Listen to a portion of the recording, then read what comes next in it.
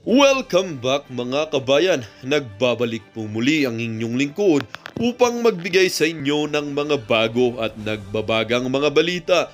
Tila ba naging kalokohan na lamang ang pagtataya sa loto dahil umano sa kadahilanang mayroong isang taong nanalo ng 20 times na beses. Ang nakakagulat pa rito ay ang nangyari ang mga pagkapanalo ng taong ito sa loob lang mismo ng isang buwan. Hindi na nga umano nakakatuwa itong pangyayaring ito dahil sa kadami-rami ng taong tumataya sa loto araw-araw ay bakit na lamang iisang tao lang ang nananalo. Itong PCSO secretary na ito na si Mel Robles ay talaga nga bang nabulag na ng kapangyarihan ng pera. Akala siguro nitong Mel Robles na ito kung hindi mahuhuli at matitiklo ang kanyang mga ginagawang kabalbalan nitong Robles na ito sa lotto result na kanyang dinodoktor upang makuha ang kanyang porsyento sa mga taong kanyang binabayaran upang makulimbat ang pera na dapat para sa taong mananalo. Ngunit dahil alipin na nga ng pera itong Robles na ito ay wala na siyang pakialam kahit pa maghirap ang taong laging tumataya sa loto na hanggang ngayon ay umaasa pa rin.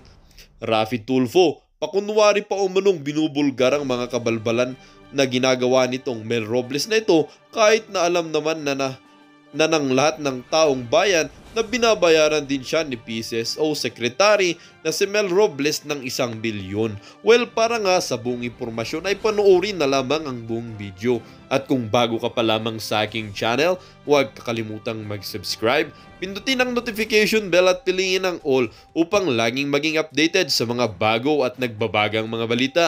At sa mga solid viewers naman natin dyan, maraming salamat po sa patuloy na pagtangkilik sa ating channel. Tuloy-tuloy lang po ang laban para sa kinabukasan ng ating bansa at para sa katotohanan.